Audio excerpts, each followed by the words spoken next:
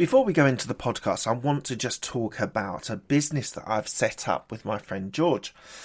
It is called the Podcast Introduction Group. So if you want to join and be able to be featured on 24 to 48 podcasts to be able to reach an amazing audience, this is the place you need to go to. Podcast, being a guest on podcasts, is automatically establishing you as an authority and is able to build your personal and professional brand. We handpick of a bank of podcasters that we have to be able to grow your business and brand. We do 100% of everything that needs to be done by my team. You do not need to lift a finger. You are able to expose yourself to new and relevant markets by going on other people's podcasts. You also are able to create brand loyalty. People will love listening to you and coming back to your products or services, and it's able to increase your revenue. So if you want to be able to get involved, you can sign up quickly, registered with an account manager. There's an onboarding call where we target the podcasts that you want to be on, the type that you want, whether it's entrepreneurship, business, health, fitness, whatever it is. We then match you to those podcasts and you can start your journey. We have regular catch-ups with our account managers, and Google ranks you when people search for you. So when people are searching for you, you're able to see your podcasts at the top of the list. So if you are interested in being a podcast guest on multiple podcasts, we are the place to go. If you go to podcastintroduction.com and go and register your details, we will have a quick call with you, match your podcast that you want to be on, and we can then start this process ASAP. Thank you so much for your time. I appreciate it. Back onto the podcast then. Just one last thing before we go into the podcast. I just wanted to talk to you about the fact that I have a YouTube channel that has been going for quite some time, and I am recording and releasing all of my interviews with some short videos as well on YouTube. So please do check it out. YouTube on Absolute Business Mindset.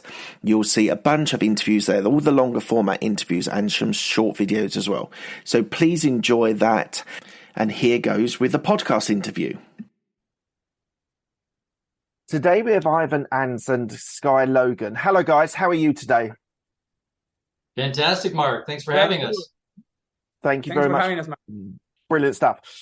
So we're going to talk about Philantroinvesting, and we'll talk about that. But we're going to initially start with the question I ask all of my guests. And I'll ask this first question to Skye. The podcast is called the Absolute Business Mindset Podcast. What does a business mindset mean to you?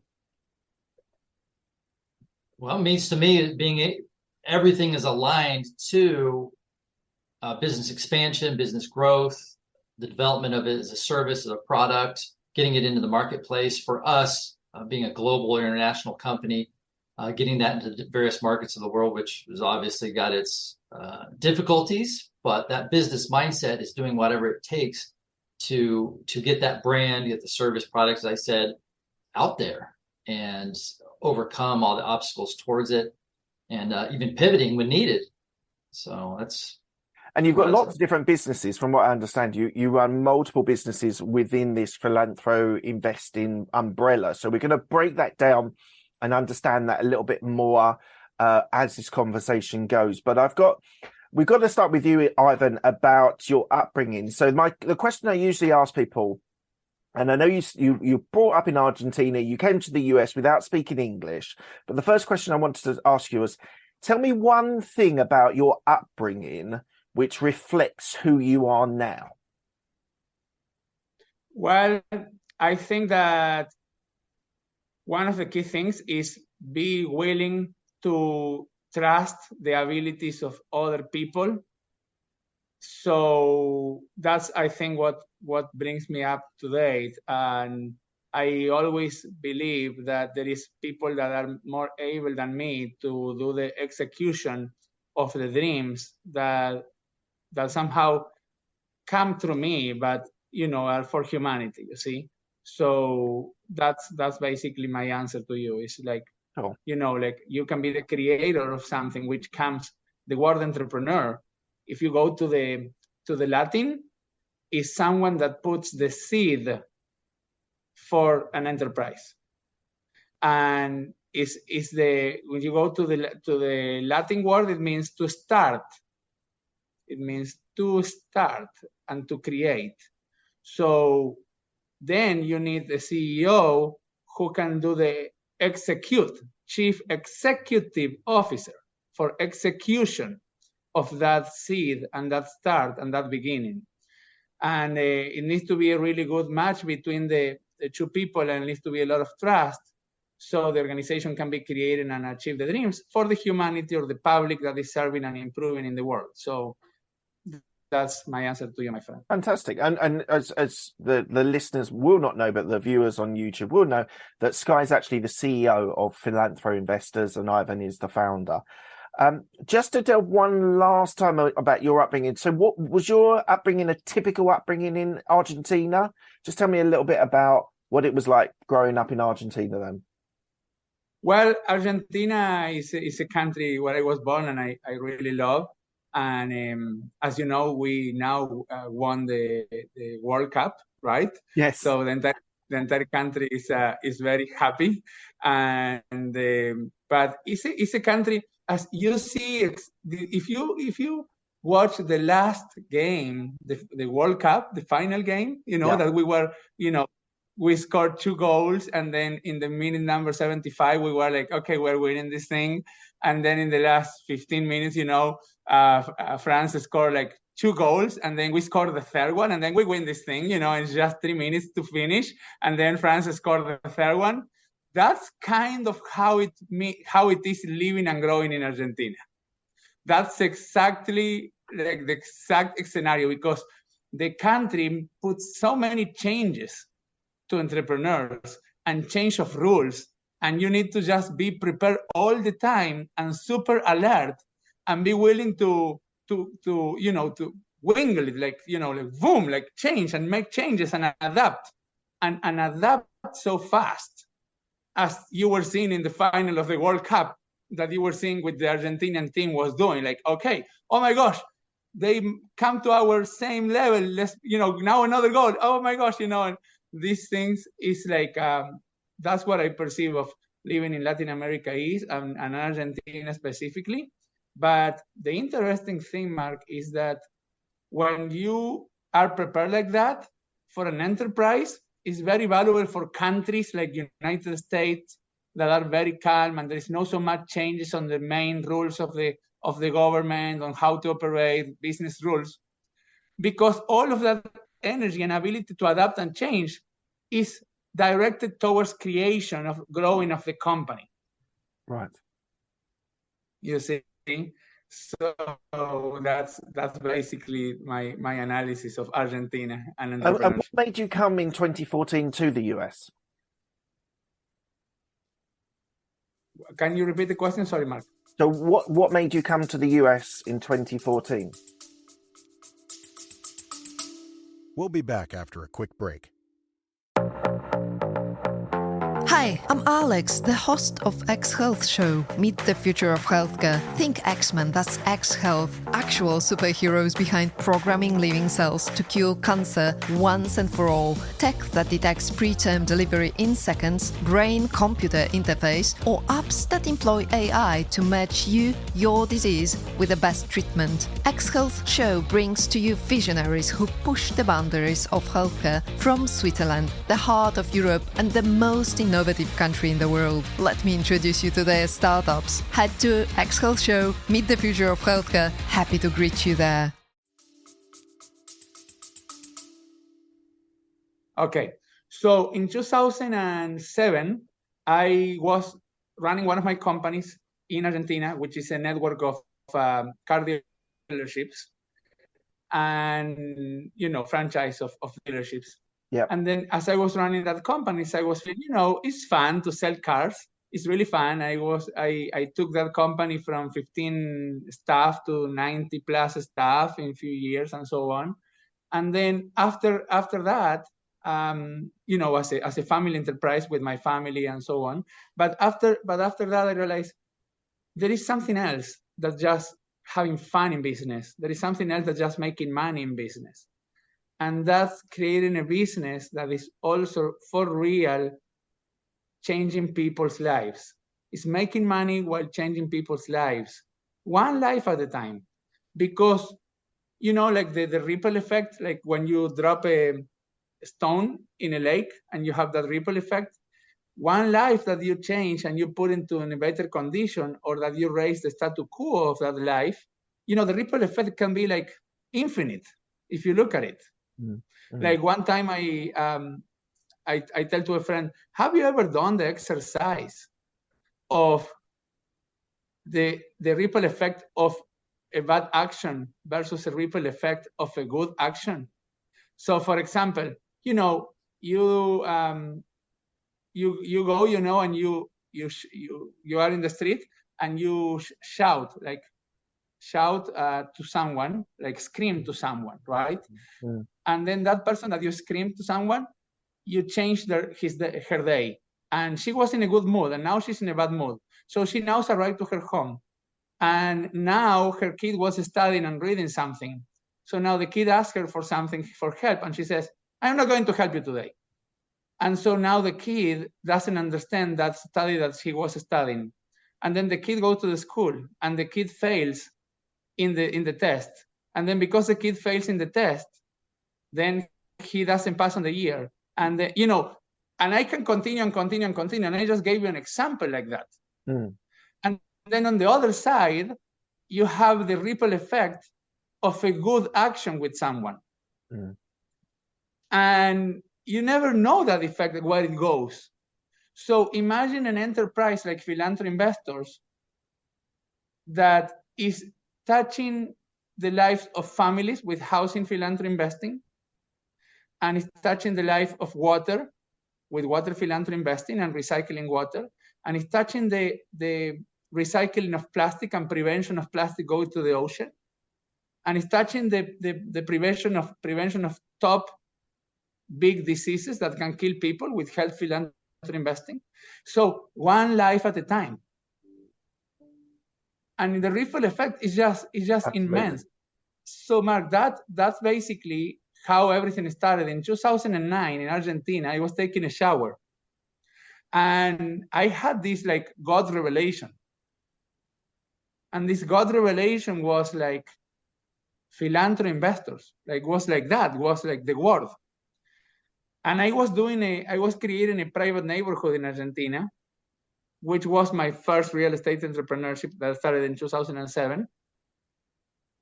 And I was selling lots, and I was feeling like, okay, sell lot, get the money, sell a lot, get the money. But there is this family that comes to me, Mark, and they were not able to pay for the lot and know any way to pay for the lot. And the kids in the back of the car were saying, Daddy, Daddy, Daddy, we want to live here. Daddy, Daddy, Daddy, we want to live here. So that night is when the Philantroinvestors concept hits my universe, my mind, and God was telling me, hey, in 20, 10, 30 years from now, the people will not be just trashing the money away in a casino or, in the speculative investment world, they're throwing the money away. They will be more conscious about money. They will know that it is a resource to improve life. They will understand the ripple effect of putting money into gambling or putting money into Philantroinvesting. And the whole idea came to me just like that. And he says, Ivan, there is something more than just, making business just for money. And that's where this hit me. And I call Andres in the next morning and I say, Andres is the dad of that family. And I say, Andres, how much can you pay per month for this lot? Well, Ivan, it's a $50,000 lot. What are you talking about? Yeah, how much? Well, he says, $250. Well, the lot is yours, I tell him. And when I heard Mark, that family in the other side of the phone, just screaming of happiness, like that was it, The next story, but I sit with my wife, and my wife tells me, Ivan, why we don't share this with the US? Why we don't bring this to the US and kind of export it to the US? Because everything that happened in the US, the world will copy. And that's why we moved to the US to continue the housing philanthropy investing movement in 2014 in the US. Amazing. That's an amazing story. Thank you. So Skye, how did you get introduced to Ivan? How did you come on board with Philantroinvesting? Yeah, that's something I was trying to recall the other day on how he and I first met. And I don't recall, but it's interesting. Similar personalities have a synergy and they tend to connect. You know, they say it's a small world, right? So you tend to find each other. And I've been a huge volunteer humanitarian for well over 20 years. And in the same thing, I weigh a man by his ability to help others, to serve mankind, and have always had that. I can make money, I can make millions of dollars, et cetera, but it doesn't have a high enough level of purpose, right? So anything I want to do, I want to have a high level of purpose. And I was just kind of putting out there in the universe of, wanting to find something more, wanting this and that. And I can't remember how he connected with me or we connected together many moons ago, but we did. And at that time I was living in Puerto Rico with my wife and my kids, and we have 6 kids together combined. And I was in Puerto Rico, and Ivan, we connected, and he talked to me about equity and help at that time, and about Philantroinvesting, and about the mission, the statement of providing housing. And I was in. I was immediately sold on Ivan, of course. Love Ivan to death, and always will. Ride and die kind of guy for sure. And so located up to Florida area, and came onto the equity and help scene, and did that for quite a while. And from there, it's kind of gone over to the position of CEO for Philantroinvestors, the umbrella company with the various PI partners and companies underneath it. And was your experience humanitarian or business before Philantroinvesting?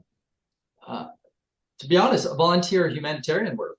I did that initially for about 15 years solidly, and wasn't on the money mission, business building mission as much as I was on volunteer work and various things. Yeah. Amazing.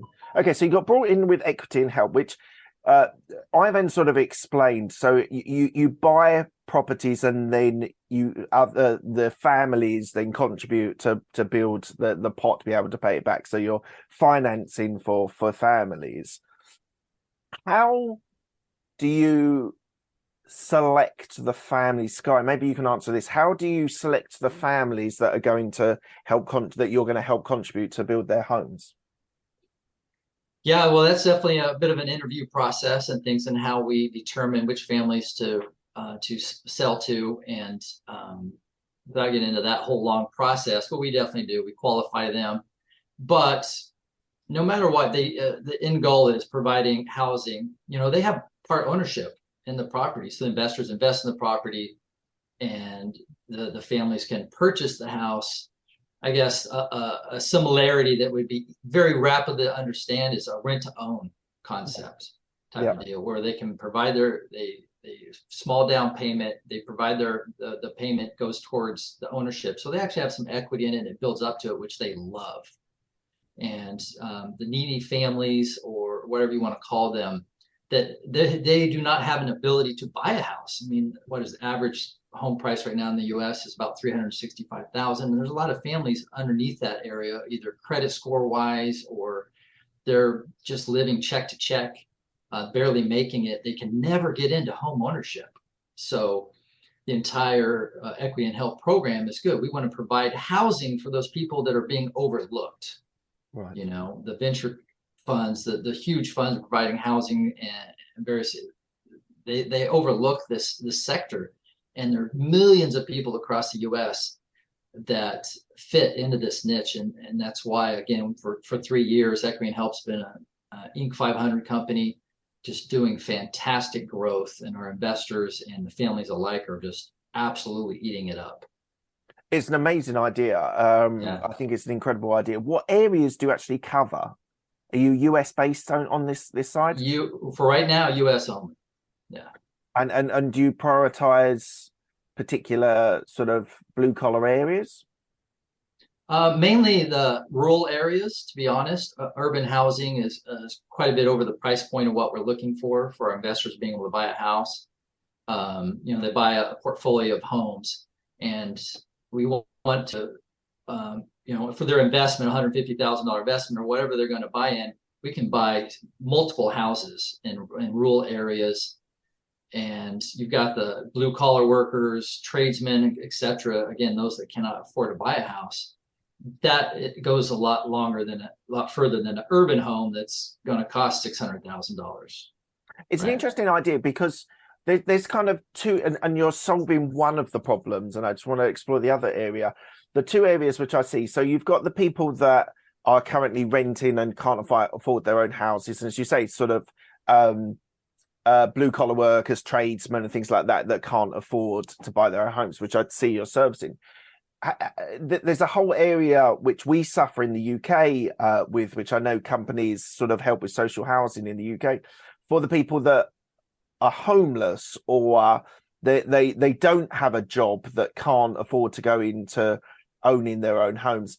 How do you service those the homeless side, or is that for another charity? That's a different thing that we're not into quite yet. Maybe at some point get into it later on. As far as we're talking about philanthropy, we're wanting to give a hand up to those that are willing. They're hard workers. They can make solid payments. They're good on their word, and they want to reach for it. As far as homeless goes, or different, they might not quite fit and be able to. Again, we don't check credit scores on people coming in. We don't check various things, but we do want to make sure that they're deserving families. We want to make sure that they're good on their payments. Good, they have 12 months of solid rental payments, and again, we want to give a hand up to good families that are going to be a contribution to society, right? So I can see that you built equity and help, and what Ivan, you were saying earlier that you helping now in water, in plastic and diseases. How did you then build the sort of other arms to Philantroinvestors? Well, it was a process because after we established Equity and Help in 2014, you can imagine that the first thing I do as soon as I arrived to the US is hire the CEO. That's the first thing I did. And so I hired a CEO, and then we started growing from there and so on. And in 2019, Mark, I was taking another shower. A lot of your ideas come in the shower, it appears. Exactly. And, I believe for real, I don't know, but I believe that, water is life. And I believe water has this energy that you are bringing it into abundance into you in the shower. And somehow it's giving that level of relaxation and bringing, that's why ideas happen in shower sometimes. It's just an idea, a concept that I have, but anyhow. So I was in the shower in 2019 in October in Utah, and I was taking a shower and in a home of a friend there. And then this other idea comes to me.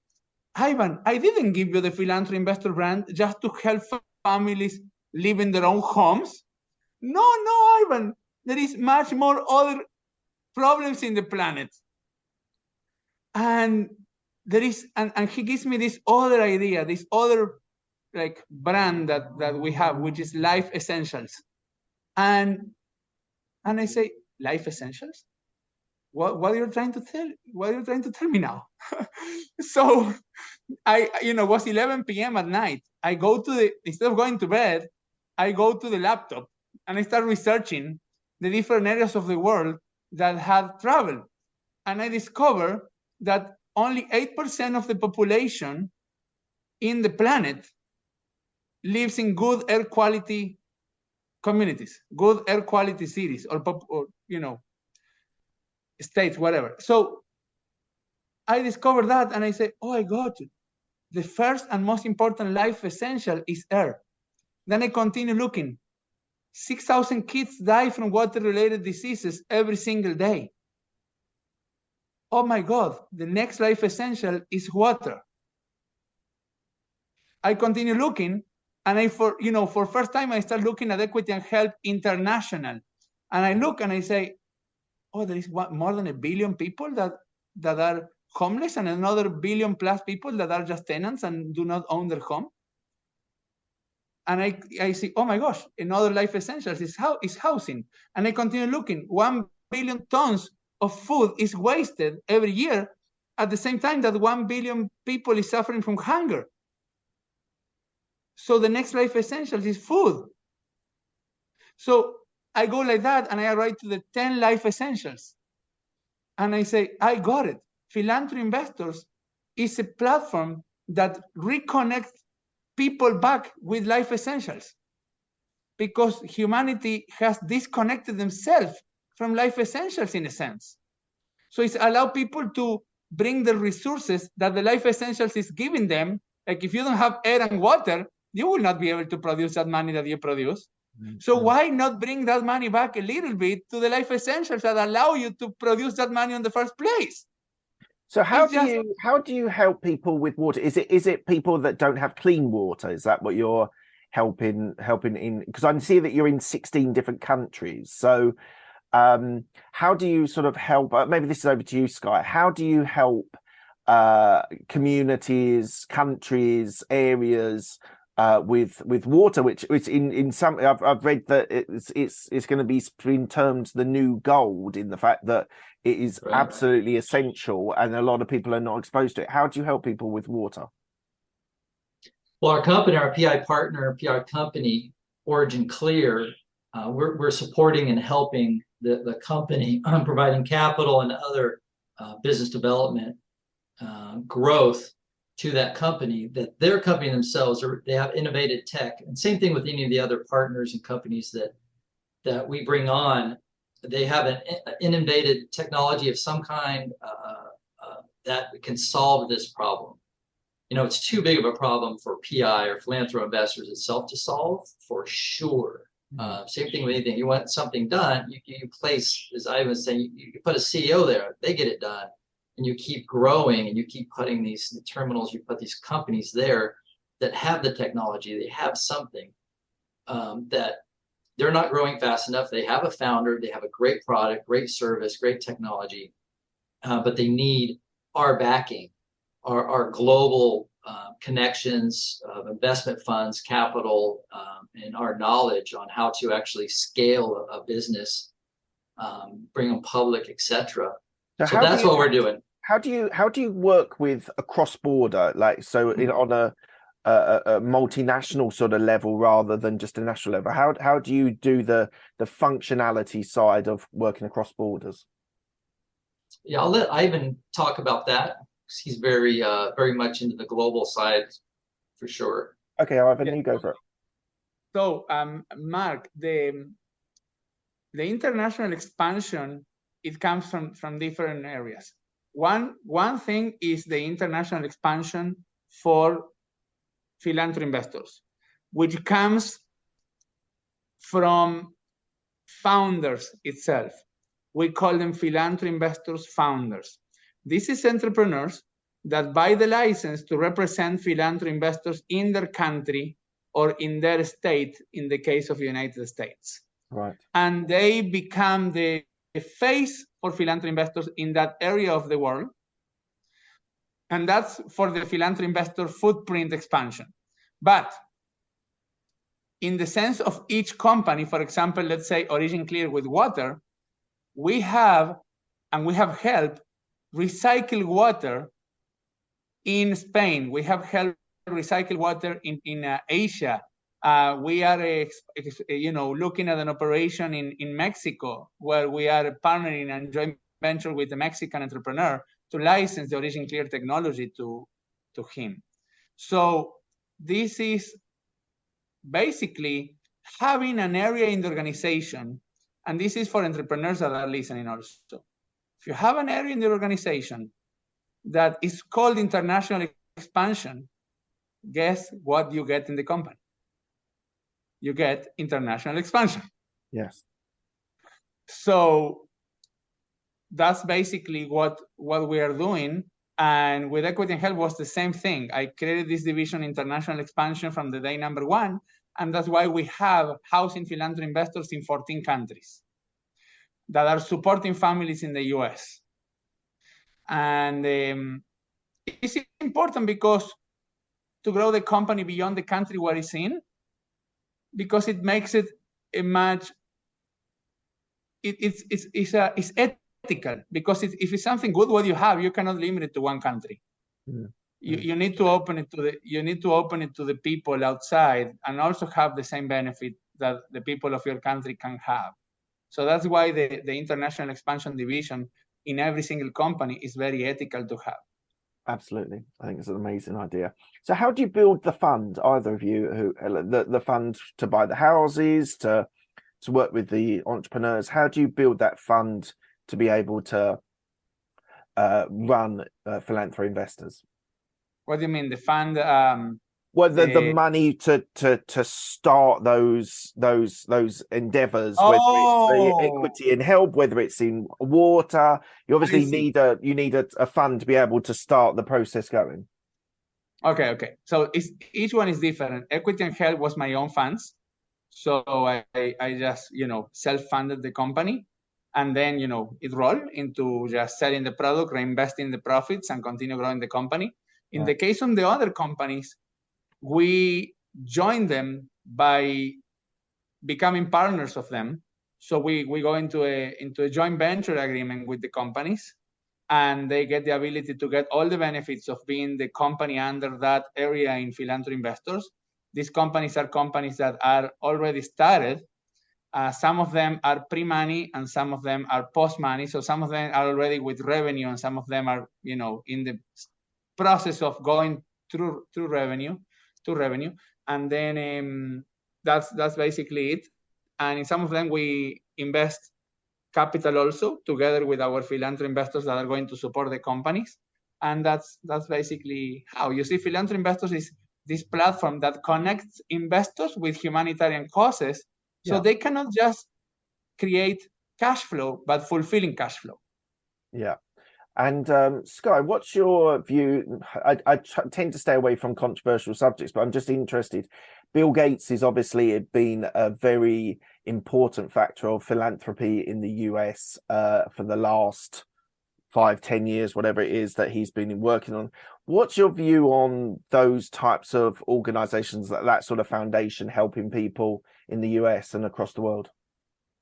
I absolutely love them. There are a lot of impact investors, a lot of venture VCs that give, and it's increasing more and more. And that's something that we are definitely going to help improve and grow. But it's coming around. People are becoming more and more conscious of humanitarian efforts. And good, I can grow my capital plus put it towards some kind of benefit, not just making a better widget. And Bill Gates Foundation, a lot of other firms and funds, and that's absolutely part of our work, is connecting with them, because we want to utilize that capital and kind of steer it towards a lot of these companies that we have fully vetted, we've partnered with. And so just on the vetting of the companies, so in the same way you vet the people with the equity and home, but equity and help, how do you actually vet the entrepreneurial companies? How do you go through that process? What's the rigor that you do with that vetting? Yeah, Ivan, let you speak on that as well. Okay, so on that, Mark, the beautiful thing about these companies, because yes, as you know, Mark, Skye has been on Housing Philantroinvesting, and we promote him for CEO of Philantroinvestors like 30 days ago. So I've been training him for this umbrella like in the last 30 days and so on. But it has been an amazing journey. But the main thing is that we onboard these companies, and what we look at it is few things. Number one is innovative product, innovative technology that can really do a change in humanity, like change humanity for good. That their product and their technology is under one of the life essentials, that it fits one of these life essentials and improves one of the life essentials, which are 10 in total. And you can learn about the life essentials in my book that became #1 in Amazon in 3 categories this year, Housing Philantroinvesting. All the life essentials are there. It focused on housing, because then I will launch Water Philantroinvesting book and all the next books that are coming, in the line. But that's basically it. And the next thing that we will look is for integrity in management. We want to see that the management team is a team that is fully dedicated to that cause, that they are not just playing a game and they have multiple other games. They don't have other fishes to fry, basically. That's another thing that we look, and this is their main focus, and they are improving this in life and so on. And then that's basically the three main factors that we look at it. We look at their financial, their financials. We see how they are treating their money, and then it goes through multiple interviews and so on. And we research that there is not even one dot of bad reputation across the internet. We do a very deep due diligence on that, and that's basically it. So, Skye, you sounds like you've been sort of Ivan's been building this role for you, and that you've been fulfilling. So, what for you is a day-to-day activity in your role? Talking with investors, obviously managing the company itself, of course, the usual day-to-day toils of that. But talking with investors, obviously a lot of podcasts, a lot of interviews. I will be on stage here in a few weeks doing some events. Just the standard CEO position, business dev, building up the company and figuring out I have a COO that takes care of the execution, but the coordination and making sure everything is staying on point for the growth and for not only for us. The tricky thing we have, obviously, it's not only just PI or Philantroinvestors. We're also making sure the growth of the companies, our PI partners, are happening as well, right? So quite a busy day. And what about managing? So you say you've got an operations person to deal with the day-to-day run, but the managing side for 16 different countries, for multiple different businesses, how do you manage to juggle all those different plates? Yeah. Again, that's a whole other podcast just in itself on how to manage business management, right? So again, you have to repeat. I'll repeat it again. It's finding and putting the right people there. Is absolutely key. From the CEO, CFO, the entire team, because it just will never happen unless you have the fantastic people, the team with you, employees, and your C-level executives. You're not going to have that growth, the vision. One between myself as CEO and obviously the founder, Ivan, just putting that vision there. But it has to be executed. So you have to have that good team. Yeah. Right. Ivan, bit of a sideways question, but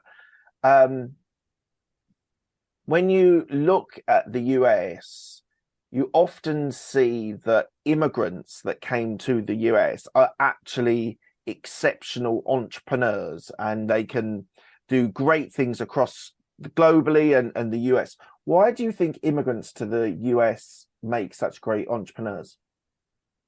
Well, two things. I think that US is doing a very good job on selling the American dream to people. So people outside that come from outside time from this with the positive intention and the positive image that it will happen for them. And that mindset makes a huge difference. And then the second thing is the training that countries outside the US have, which are like much more, the US is like, in my viewpoint, is very easy. Like the rules, operate business, creating a company, opening bank accounts, getting credit, all of these things, finding venture capital, are easier than in other countries, in my viewpoint. Sure. So when you come with the training like me from Argentina, for example, or someone that comes from Iran or Iraq or any country in the world that is much more rough and difficult and requires much more abilities in order to survive in that country, when you come to the US, that abilities are used for the business creation and expansion. So it's the combination of the the positive idea that it will be positive and it will be success, yes or yes, plus the abilities that are created in the entrepreneurship world in a much more difficult country to be an entrepreneur, right? Yeah, absolutely. I 100% agree. So Skye, what's the plan for Philantroinvestors for the next 2 to 5 years? That goal is one, I want to have companies in every single one of the 10 verticals, the life essentials. And each one of them, each one's going to have their own milestone where we want to have them at with each of the 1 year, 3 year, 5 and 10 year goals, and making sure they're achieving those. And that's, it's pretty simple. We obviously have some internal goals of taking some companies public, creating at least one unicorn within that time period. And we'll be bringing on others. We only service one company in each of the verticals because all of our attention is good as just water and stuff. Now, if we take on others that might later on down the road or whatever, that's to be seen. But we absolutely, the amount of world change that we can create, not only the capital growth, but just the world change is going to be huge. I have a personal target within that 10-year period to directly influence at least 3 million people's lives, right? And I am easily going to be able to do that with Philantroinvestors. Amazing. That's it sounds an incredible journey that you're on at the moment, and it seems an incredibly tricky sort of balancing act that both of you are having to do with the whole 10 essentials plus the different verticals. I've got a lot of respect for what you're doing and how you're doing it. Look, we're coming to the end of the interview. I asked the same 6 questions to all of my guests. They're quick fire questions. They don't need a quick fire answer. We'll do sort of alternate for each of you. The first question is for you, Ivan. What's the best decision that you made in your life? Marrying my wife. Why? Well, because I believe that 99% of the success that I have had is listening to her, because she has an external viewpoint on everything that is going on around my life and my companies and so on. So she always have that seed to plant in my mind, or a way to solve something that I have not been seeing. Even living in the US was her idea. So she was the one that says, Ivan, we should export this to the US. In my mind, I maybe was never there because I was seeing that the US is the American dream and families don't need help to live in their homes. I was thinking from Argentinian viewpoint, like, no, everybody in the US owns their home. Why am I going to go and help them own their home? If everybody owns their home, it's the country of the American dream, and everybody have their car and their home and their vacation, and life is solved there, right? But she said, no, Ivan, let's try. And yeah. That's I didn't know if you were going to say having so many showers.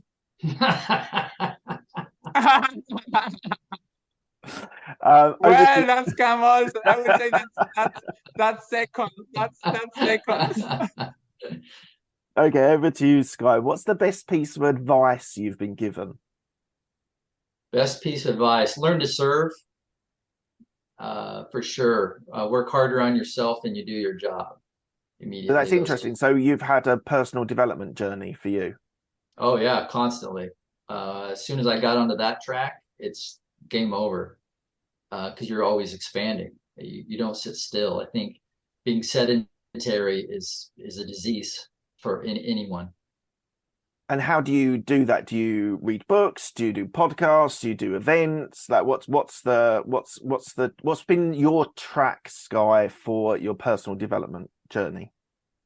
Everything and anything. It sometimes drives my wife crazy because I don't watch TV. In fact, don't have a TV in our house.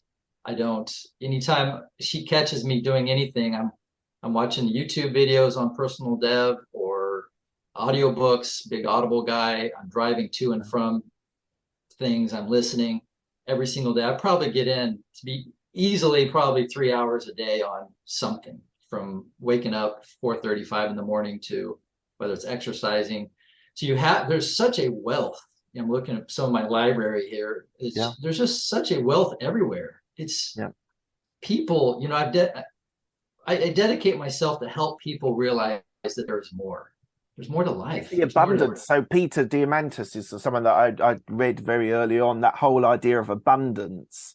And I think we're in a place now where personal development, if you're wanting to learn finance or business or entrepreneurship or health, there is an abundance of information out there, as you say, like on YouTube, on podcasts, on Audible, books. How do you prioritize what's the plan for, let's put it differently, what's the plan for 2023 for your personal journey, Skye? Oof, that's kind of huge. I have a huge list in my journal of goals. I kind of do 1, 3, 5, 10-year planning. So I'm not sure I'm able to communicate that easily for your audience. Okay, that's fine. We'll move on to the next question. So for you, Skye, who's helped you most in your career? Ooh, long list there. The most. Well, let's just say Ivan Anz. Ivan is absolutely one of the top names there. Okay, awesome. For you, Ivan, tell me about a regret that you have. A regret that I have? That's interesting, because I just trust that everything that is happening today is exactly what needs to be happening for the better of everybody else in my life right now. And everything that happened in the past, or decisions that I made in the past, or everything that seems like it was or something that I will regret, right? It was for a positive reason after. So I always managed to connect everything that was somehow, I have this ability. I managed to connect everything that was somehow, that you can look at it as negative, with a positive result, or a positive effect after that. So yeah, that's my so we have this answer quite a lot, and I'm going to push you a little bit on this, Ivan, because we have a lot of answers to that question. Like, I don't have regrets. I am a sum of all of my experiences, all of the knowledge that I've had, and therefore it's built me to this point. And I do understand that, and I respect that as an answer. I genuinely do, Ivan. But I just want to try and get a window into your mind, into your soul, to understand, is there something that you did, not necessarily did someone wrong or something like, but is there something that you think, right, I am what the sum of all my results, but if I'd have made that choice differently, it would have had a better impact on yourself, your family, your business, whatever it is? Well, what it comes to my mind was that I was not conscious enough about the importance of the food systems and the good quality of foods and so on until I was 18 years old. And when I was 18 years old, my weight was 300 pounds. Oh, right. Okay. Okay. So imagine 18 years old, 300 pounds. And thanks that I connect with a friend that starts showing me and giving me the awareness about the importance of good food systems and the importance of learning about what you eat and having conscious about that, and not eating what the media is selling you, but having understanding about that is important to have.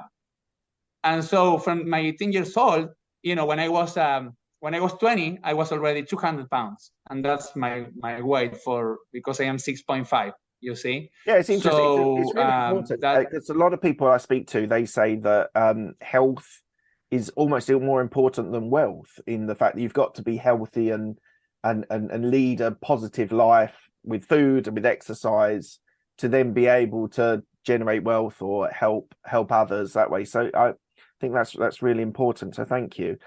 Skye, what are you most proud of? Most proud, my thirst for more, my thirst for knowledge. I'm very proud of that. The ability to learn, the thirst to achieve more for myself. Very, very happy with that, because without that, everything else would just kind of probably wilt away and die, right? Absolutely. And for you, Ivan, what does legacy mean to you? Legacy means that you have created something so good for humanity, and you have transferred that knowledge to people, and you don't hold it for you. So that knowledge, which is important to share, everything that you have accumulated in knowledge, basically, it has passed to the next generation, and that next generation have understand that and knows how to apply that knowledge to continue doing the things that were improving some area of the humanity. It's like leaving the world in a better shape than it was before you came to this planet, right? Amazing. That's and I see that in my book, the last chapter of my book, it actually talks about the two types of legacies: the financial legacy and the purpose legacy. Right. So you, to your kids or to your people that you love and you care, you leave them a financial legacy. That's one thing, but more valuable is the purpose legacy. Basically, meaning like they see that the reason why you were doing what you were doing and what you were doing with your money is more important than the money, itself, because it lasts. It lasts. It can last for infinity. The money, it can be badly managed and it doesn't exist anymore. But the legacy purpose, the legacy purpose or the purpose legacy is there, and it can last for eternity. Amazing. And lastly, Skye, for you, where can people find you if they want to reach out to you or Ivan at Philantroinvestors? The website, Philantroinvestors.com. Everyone has access to it. I can be located on there. Just Google my name. I'm on LinkedIn. I'm on, Philantroinvestors.com is a very easy way. Brilliant. Thank you very much. Thank you very much for today, Ivan and Skye. It's been really fascinating. I think you're doing hugely valuable work, and I just love the fact that you've crossed borders and you've found multiple countries that you can do your supporting and you can help them there. It's incredibly inspiring, and hopefully some of my audience will reach out to you and hopefully be able to impact and you can impact their lives. So thank you very much for your time. Absolutely, Mark. Thanks for having us. Pleasure. You're welcome, Mark.